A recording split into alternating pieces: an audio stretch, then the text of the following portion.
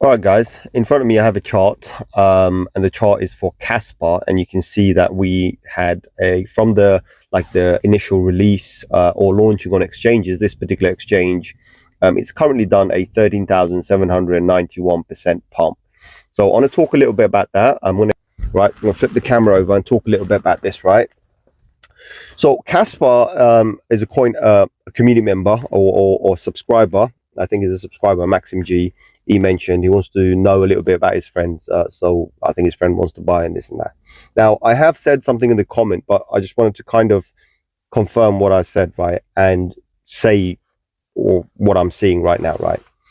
So earlier on, obviously, I said on the message that he sent me on YouTube, the video link, right? I said, look, with Caspa or anything, I've been holding it for almost a year now, and it's done fantastic. To be honest, right? Okay, let's just put it this way: it's done fantastic. But I wouldn't be topping up anymore, right? Unless, and this is the same thing that applies. I mentioned it on a previous video as well. So guys, anybody who's going in right now, you need to have a stop loss. If you don't have a stop loss set up, you're coming in for a wild ride, which could easily collapse at any second. So you cannot come in with the mindset that it's going to do something amazing. And the truth is, when I'm looking at this chart here right now, it is indicating it's going to do something freaking insane, right? Because Casper's now come to its all-time high. It's tested its all-time high once again. Now it's in price discovery mode. This means Casper could now shoot over to $1, $2, $3, $5, whatever. It doesn't matter, right? Point I'm making here is Casper's now come to a level where, because of the entire market is moving, it also wants to move, right? Now, the technology itself is brilliant. The ecosystem is brilliant. Complete open source project. I love it, right? It's one of the best projects that I've seen so far. Completely community owned project. And it's got a massive, massive adoption. And the best part is the coins, there's no pre-mining. There was no pre-mining. All the coins that you see in existence were mined. Okay, they were mined. There's only one thing that I don't quite like about it. So, of course, I love everything about it. There's one thing that I don't like about it. The one thing I don't like about it is the total supply is currently showing at 28 point something. Whatever billion tokens or whatever it is. But we're very close to that already mined. So is there going to be more or not? I don't know, right? What happens when we reach that level? Because if for a brand new blockchain to reach that level where you have a lot of the supply already out there, things get a bit confusing, right? So that's the only thing I didn't like about it. But other than that, I love the technology. I hope for the best, right? And I want to make as much money as possible. Now, leaving all of that aside, as I said, the candles, when I'm looking at the weekly candles, it is indicating that it's in price discovery mode right now. Okay, so right now, whatever we do, we're going to be discovering new prices. There is potential for it to go and do 3, 4, 5x, whatever. But again, not a financial advice. Whatever you do, whether you decide to go in or not, based on the fact that this is about to pump, based on the fact that we are in a parabola, based on the fact that we are coming to the maximum gain point, right? I'm going to say maximum gain point of the cryptosphere before we get to the maximum pain, right? Are you prepared to get in? And if you are you prepared to make sure you have enough emotional control that you will basically put a stop loss, right? Because if you don't put a stop loss, you're going to get wrecked. That's all I'm going to say. This is not the time. Now, once the maximum gain is done, we're going to get to the maximum pain point. Now, maximum pain point is the area that I love the most. It's the bloodiest of the bloodiest. I love it the most, right? These are the times when you want to be picking up coins. So if you do have coins that you're looking at right now, and you haven't bought them, and again, not a financial advice, do whatever you want to do, it's your money, right? But the market bleeds out, then you get in those opportunities. So my recommendation to everybody is save your cash, right? Or if you are going to put an XYZ amount of cash, instead of risking all of that, play with what you can afford to literally burn right now. If you can take $100 note or £100, whatever, and you can get a lighter and set a light to it, then that's the money you should be spending, right? Don't invest money with the hope that you're going to make it big. Believe me, most of the people are dreamers, and unfortunately, dreamers don't make anything in the real world, right? So don't dream. be real, understand the risk, and then get in, right? That's what I'm going to say. Now, he also mentioned about Monero. Of course, I love Monero too. I do hold some Monero. And of course, Monero, a lot of people think criminals use them and this and that. No, they're just normal people who just want to stay anonymous, right?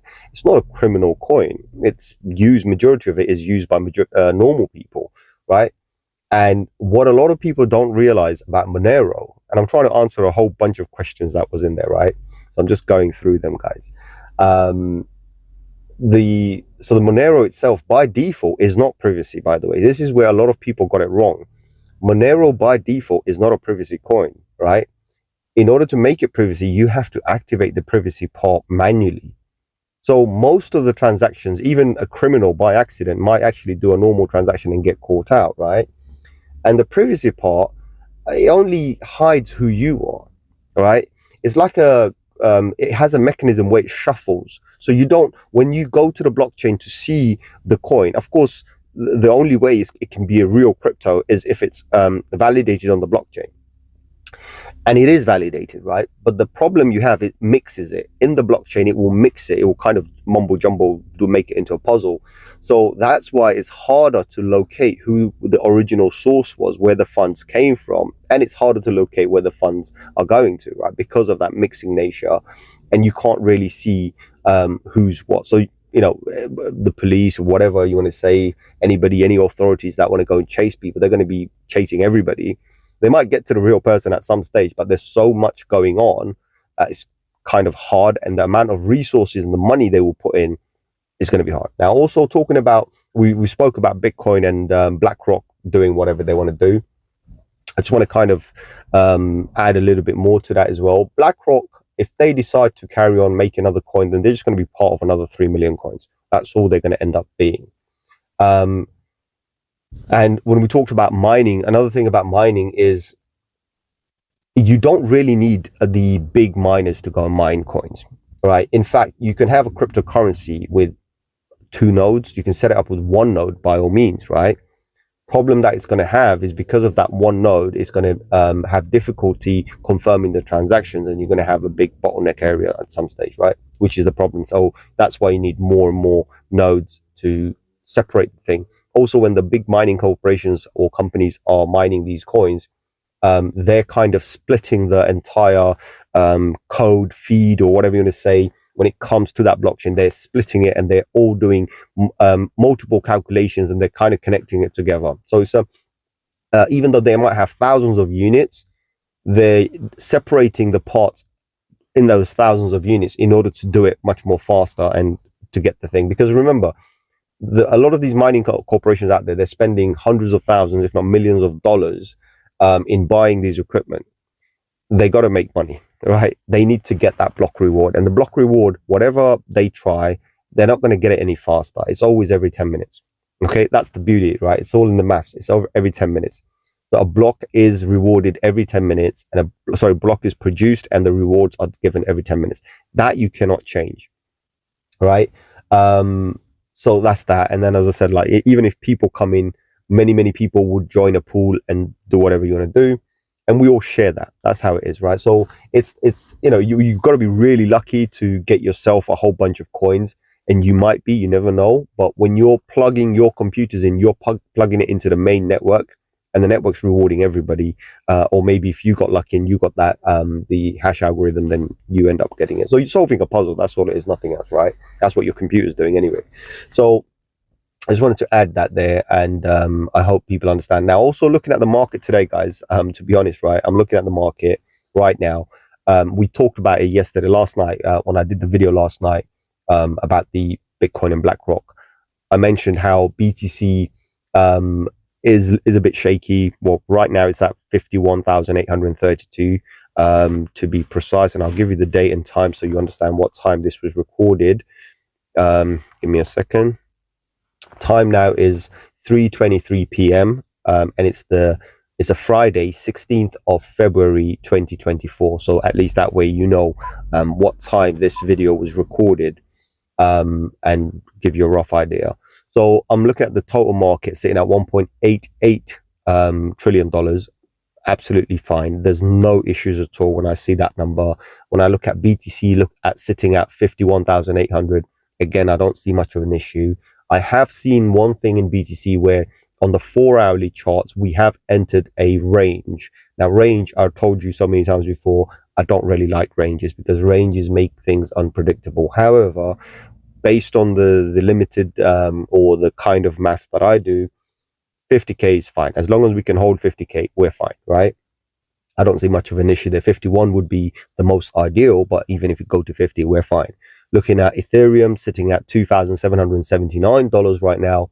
Again, I'm not complaining. People are taking profits, and also a lot of people are getting liquidated, especially bulls who are trying to long it. Shorts are winning, right? And the same thing's going to happen because when you announce something or when you see the market is going one direction, then the opposite's going to be true, right? When everybody flips bullish, bears are going to try and do something to affect it in one way or another. That's what's happening.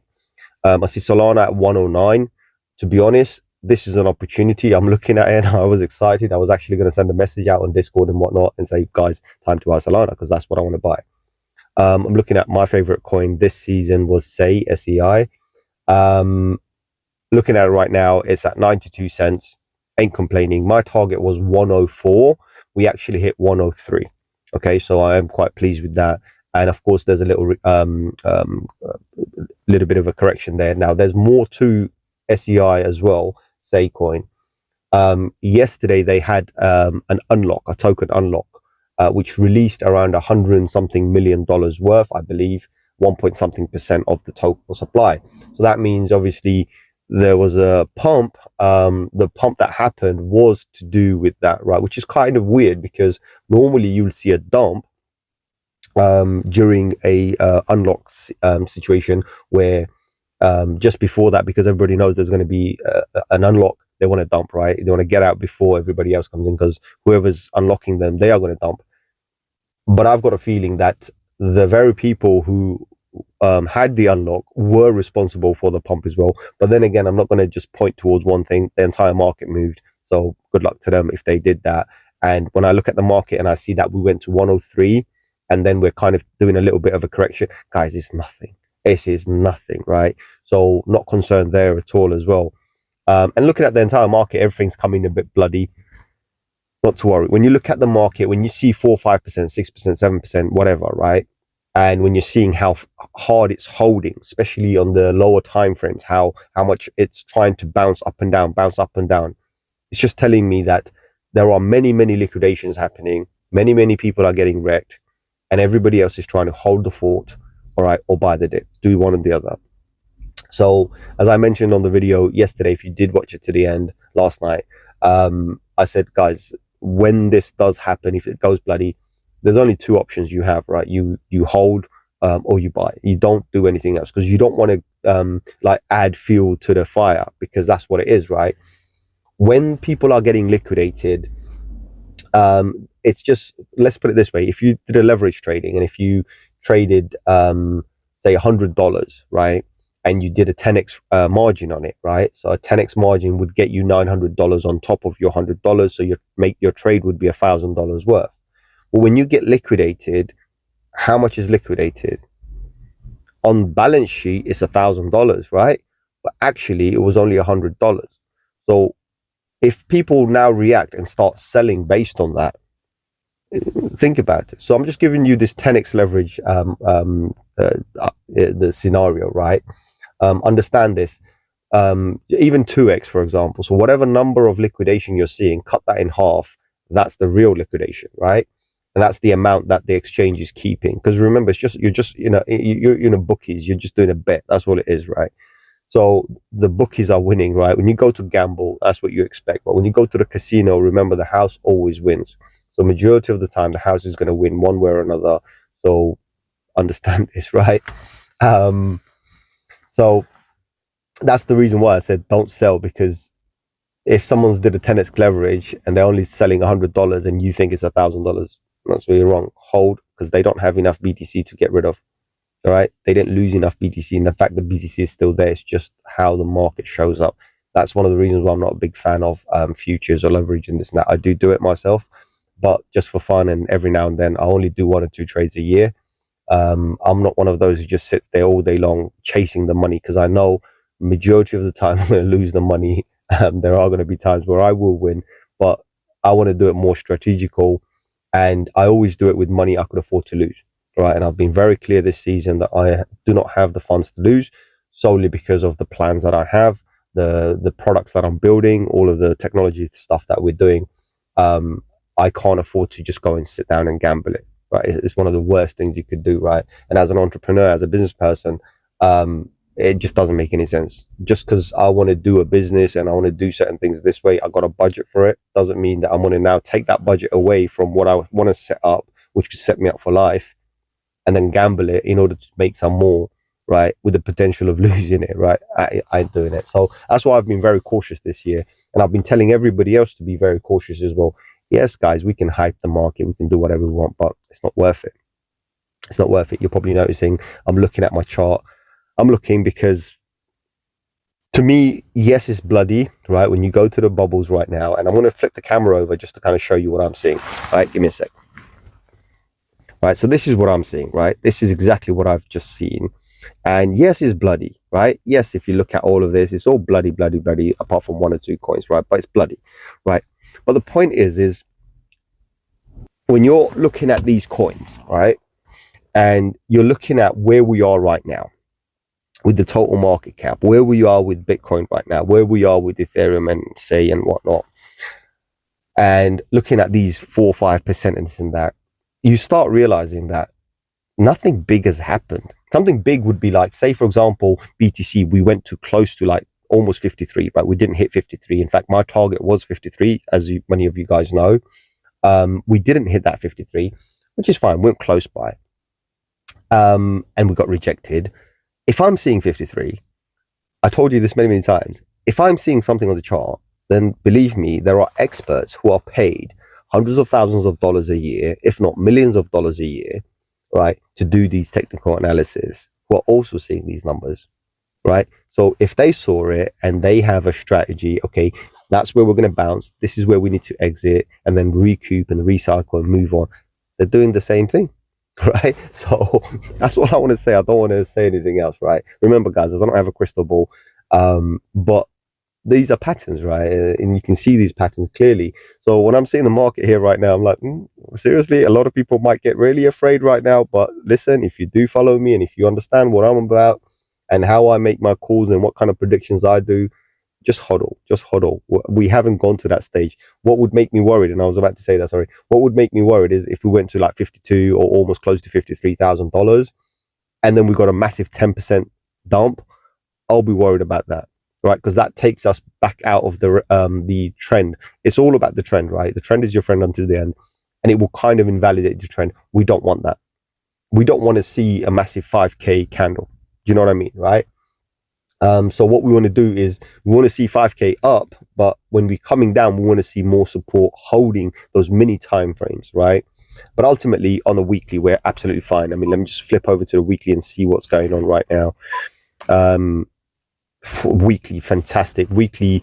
So the weekly candle is actually holding, believe this or not, right? And I'm going to show you this, right? So this kind of just kind of as an evidence, right? So you guys understand this. I'm going to flip it over to the thing. So check this out. Right? So you see that candle there, that candle here, right? And this line here, this 48. We had this line here for about 2 years now, right? About 2 years now. And what you can see is that this is exactly where the last green candle opened up. So it's holding support at that very $48,000 level.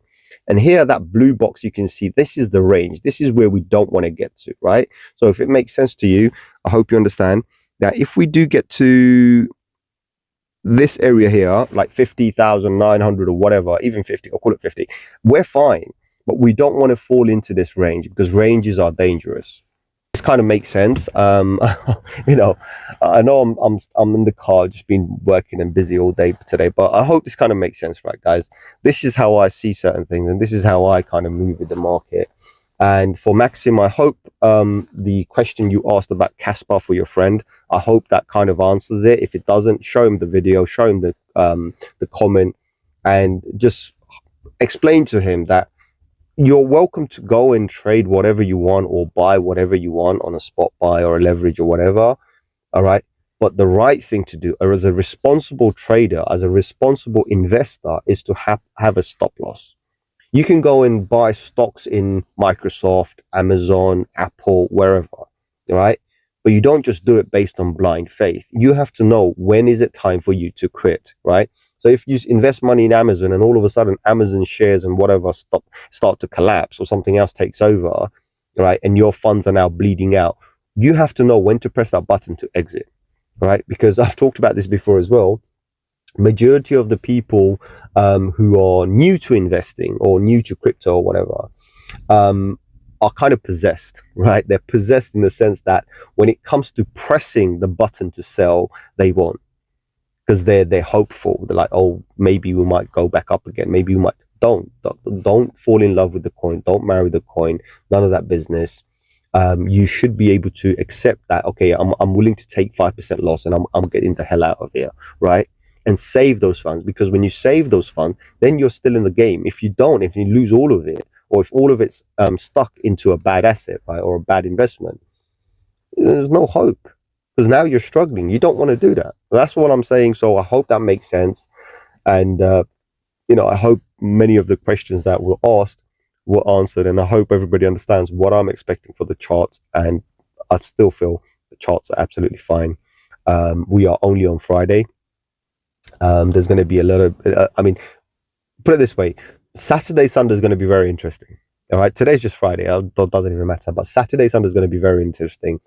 And then obviously when we get Monday, it's going to be much more interesting. But so far, last week we had a bullish engulfing candle, which is a massive candle. Last 3 weeks, in fact, we've been bullish. And then this week we've been doing fantastic as well. A small rejection from the almost, right, I have to say almost 53. I did say 53. It was 52,800 and something. Close enough, right? We got a rejection, but that's the liquidation event. That's all it is. All of what you're seeing now is just liquidation event. Other than that, guys, I'm not gonna make this any longer. I hope the video is interesting. By the way, I was gonna drop one thing else as well. I am gonna do a video, and this is gonna be a very, very controversial video. I might even do a podcast. I don't know. I'm going to do it like a podcast style, probably. It's going to be a very long video about a theory that I have about Bitcoin and money in general, and all the rules and regulations, or whatever you want to call it, the regulators. This is going to be like one of the biggest conspiracy theories that you will ever hear. Right? It's deep, hence why I'll probably need 2-3 hours. Right, so I'm going to make some time. I'm going to sit down in front of a camera, or probably just record myself, the audio itself, and I want to talk about this, because I've had this, like, I've been kind of connecting dots and doing all sorts of things, and this theory that I have made more sense to me. It's controversial, it's contradicting, right? It contradicts everything I believe, right?